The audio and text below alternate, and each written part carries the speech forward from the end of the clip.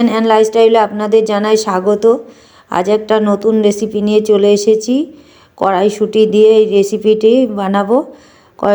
জল বসিয়ে দিলাম, গরম হয়ে গেছে জলটা, তার মধ্যে একটু লবণ ফেলে দিয়ে ছোট ছোট করে আলু কেটে রেখেছিলাম, সেই আলুগুলো সেদ্ধ বসিয়ে দিয়েছি। আলুটা কিছুটা সেদ্ধ হয়ে গেলে কড়াইশুঁটিগুলো দিয়ে দিলাম, এগুলো একটু সেদ্ধ করে নেব।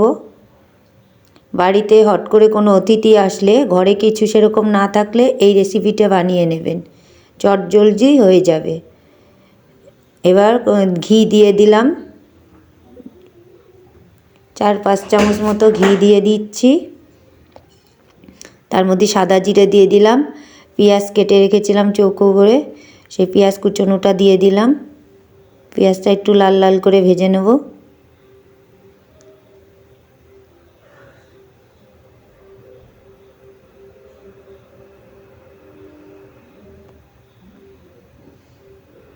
ঘরে থাকা সামান্য কিছু জিনিস দিয়েই এই রেসিপিটি খুব সহজেই বানানো যাবে এবং লুচি বা পরোটা সব কিছুর সাথেই খাওয়া যাবে। দিয়ে দিচ্ছি একটা ক্যাপসিকাম, একটু বড় বড় করে কেটে রেখেছিলাম, চাইলে আপনারা আরও ছোট করেও কেটে দিতে পারেন ক্যাপসিকামটা।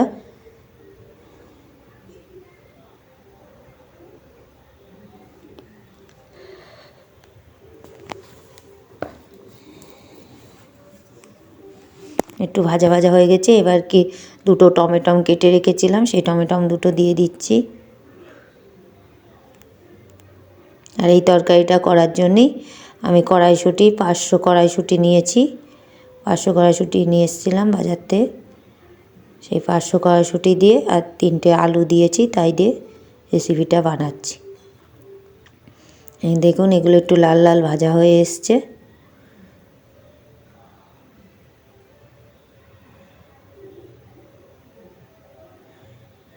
ভালো করে ভেজে নিচ্ছি।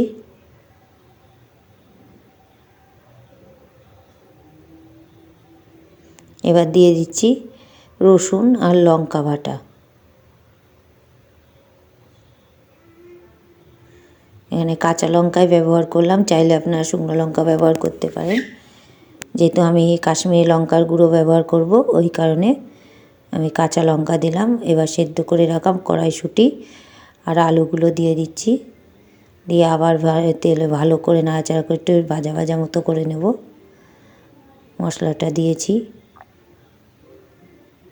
এবার দিয়ে দিচ্ছি পরিমাণ মতো লবণ, চিনি দিয়ে দিচ্ছি একটু, পরিমাণ মতো হলুদ দিয়ে দিলাম,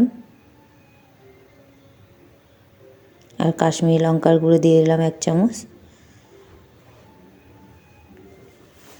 এবার এগুলো ভালো করে কষে নেব। এটা সাদা তেলেও করতে পারেন বা ঘিয়ে করতে পারেন। এদিকে আর একটা পেস্ট করে নিচ্ছি, এখানে 1 চামচ চিলি সস দিয়ে দিলাম, আর সোয়া সস দিয়ে দিচ্ছি 1/2 চামচ, আর 1/2 চামচ দিয়ে দেবো টমেটো কেচাপ। এই টমেটো কেচাপ 1/2 চামচ দিয়ে দিলাম, দিয়ে এটা ভালো করে মিক্সড করে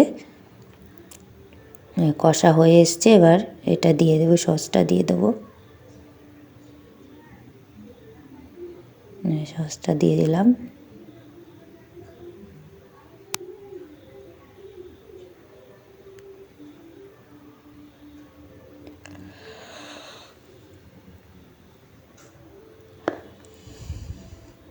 কষা হয়ে এসছে, এবার জল দিয়ে দিচ্ছি, একটু গা মাখা মাখা তরকারিটা হবে।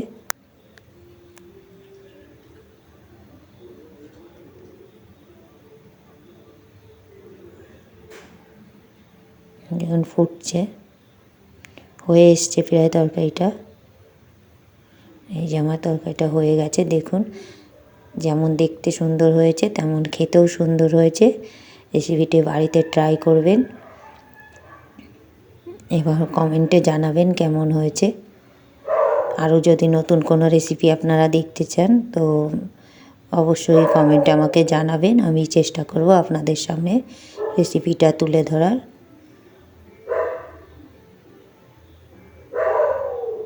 আর ফেসবুক থেকে দেখলে লাইক কমেন্ট শেয়ার করে দেবেন, আর ইউটিউব থেকে দেখলে অবশ্যই সাবস্ক্রাইব করে দেবেন।